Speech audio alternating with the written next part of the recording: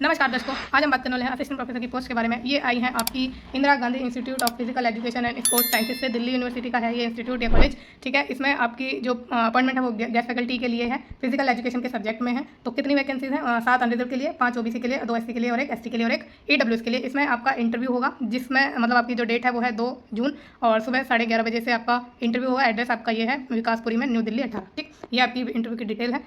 जो है selected candidate में be required to teach any one or more subject and sports activity, indigenous games, mass demonstration etcetera, including sports specialisation, computer application in physical education as per approved syllabus of BSc, CBCS, UGCF, BPEd, MPEd. तो आपको वही teaching के लिए बोला जाएगा, sports activity वगैरह जो indigenous game है। ठीक है, इनसे रिलेटेड सब्जेक्ट के बारे में आपको पढ़ाना होगा। नोट में देख लेते हैं कि आपकी एलिजिबिलिटी के बारे में बोल रहे हैं कि यूजीसी रेगुलेशन 2018 के अकॉर्डिंग है, तो उसको हम डिस्कस करेंगे डेफिनेटली। आगे बात करें, और इसमें आपकी इंपॉर्टेंट चीज़ क्या है कि आपको पीपीटी लेके जानी है 10 मिनट की बना के। ठीक है, 10 मिनट की पीपीटी आपको तैयार करनी है, और जो भी आपका सब्जेक्ट है उससे रिलेटेड कोई भी टॉपिक आपको लेना है यूजीसी और पीजी के सिलेबस के अकॉर्डिंग। ठीक है, मतलब जो यूजी पीजी का सिलेबस है उसको आप देखेंगे, फिजिकल एजुकेशन से रिलेटेड ही जो भी आपके स्ट्रीम है उससे रिलेटेड ही आपको पीपीटी बनानी है, ध्यान रखिएगा। और यूजी पीजी के सिलेबस के बेस पर बनानी है, 10 मिनट की बनानी है, जहाँ आपको ये डेमोस्ट्रेट करके दिखाना होगा। ठीक है, फिर इसमें सैलरी की बात करें तो 1500 रुपये पर लेक्चर मिलेंगे, यानी 50,000 रुपये पर मंथ। और इसमें जो सुपर एनुएट टीचर हैं वो भी जा सकते हैं, 70 साल की एज लिमिट है उनके लिए। ओरिजिनल टेस्टिमोनियल्स, करिकुलम विटे आपको लेके जाना है, फोटोग्राफ भी लेके जानी है, यानी सीवी मतलब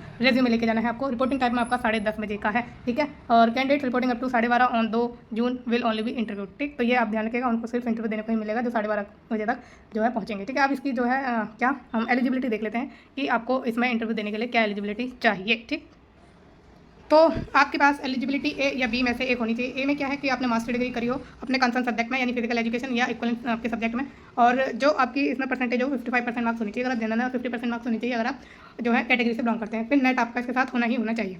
अब बी में क्या है, मतलब अगर आपके पास ए नहीं है तो बी की क्वालिफिकेशन क्या है कि पीएचडी डिग्री आपने की हो फॉरेन यूनिवर्सिटी इंस्टीट्यूट से, और वो रैंक करती हो आपकी टॉप 500 वर्ल्ड यूनिवर्सिटी रैंकिंग में। और ये यूनिवर्सिटी की जो रैंकिंग है या इंस्टीट्यूशन की जो रैंकिंग है वो क्यूकरली साइमेंट्स या द टाइम्स हायर एजुकेशन या फिर the academic ranking of world universities of Shanghai Jiaotong university द्वारा जारी की हुई होनी चाहिए। ठीक है, तो ए या बी में से आपकी होनी चाहिए इसमें क्वालिफिकेशन। अब इसमें एक और चीज़ मैं आपको बता दूं क्या, कि अगर आपने 11 जुलाई 2009 के अकॉर्डिंग अपनी जो पीएचडी डिग्री करी है तो उसमें आपका जो क्या है आपकी नेट में एग्जामेशन आपको मिल सकता है। तो उसके लिए कुछ केसेस हैं कि आपको और भी चीज़ें आपके पास होनी चाहिए, कंडीशन उन्होंने अप्लाई करी हुई है। तो वो हम देखते हैं कौन सी कंडीशन है कि जिसमें आपका नेट जो है एग्जाम हो सकता है ना, तो वो हम चेक कर लेते हैं एक बारी। अच्छा, तो यहाँ कहाँ पर है हम, इसमें ना सारे जो आपकी क्या है सब्जेक्ट है उनकी क्वालिफिकेशन उन्होंने बताई हुई है। थोड़ा लंबा पीडीएफ है इसलिए थोड़ा वक्त लग सकता है ढूंढने में, बट ठीक है हम ढूंढ लेंगे, कोई दिक्कत नहीं है उसमें। ओके, ये बीएलएड वगैरह की है ना, तो इसमें फिजिकल एजुकेशन की दी हुई है, जनरल नोट वगैरह है ये।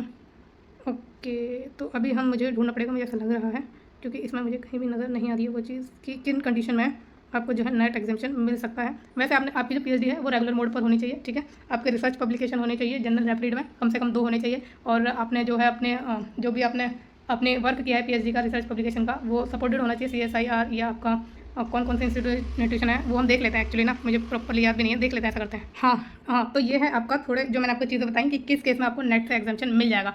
आपकी पहले तो रजिस्ट्रेशन 11 जुलाई 2009 के अकॉर्डिंग होना चाहिए, उसी ईयर में होना चाहिए, मतलब उसी के जो आप समझ गए हैं। ठीक है, मैं आपको एक बार provided further that the award of degree to candidate register for MPhil या PhD program prior to 11 July 2009। ठीक है, समझ गया, 11 जुलाई 2009 से पहले आपकी रजिस्ट्रेशन होना चाहिए एमफिल या पीएचडी डिग्री में। और उसके साथ कुछ कंडीशन है, जैसे मैंने आपको बताया कि पीएचडी डिग्री आपकी रेगुलर मोड से होनी चाहिए, पीएचडी थीसिस आपने करी हो और वो आपकी अवार्ड होनी चाहिए बाय एटलीस्ट 2 एक्सटर्नल एग्जामिनर द्वारा, पीएचडी वाइवा बस आपका होना चाहिए, और आपने 2 रिसर्च पब्लिकेशन किए हों अपने पीएचडी वर्क के, जिसमें से एक आपको रेफरेड जर्नल में होना चाहिए, है ना। अब लास्ट है आपका कि आपने जो है 2 पेपर जो है प्रेजेंट किए हों कॉन्फ्रेंस या सेमिनार में, जो कि स्पॉन्सर्ड हो, फंडेड हो या सपोर्टेड हो यूजीसी, आईसीएसएसआर या सीएसआई द्वारा या किसी सिमिलर एजेंसी द्वारा। ठीक है, ये आपकी कंडीशन है जिसमें आपको नेट एग्जामेशन मिल जाता है। बाकी अगर आपने मास्टर के साथ मास्टर के साथ अगर आपने नेट किया हुआ है तो उस केस में आपको कोई जरूरत नहीं है, आप अप्लाई कर सकते हैं। तो इस वीडियो में इतना ही। ये वीडियो कैसी लगी है मुझे कमेंट में जरूर बताना, कोई भी डाउट है मुझसे कमेंट में पूछ लेना, और ऐसे ही और भी वीडियोज़ के लिए, जॉब की नोटिफिकेशन के लिए government and private job alerts को लाइक शेयर और सब्सक्राइब जरूर करिएगा। Thank you so much.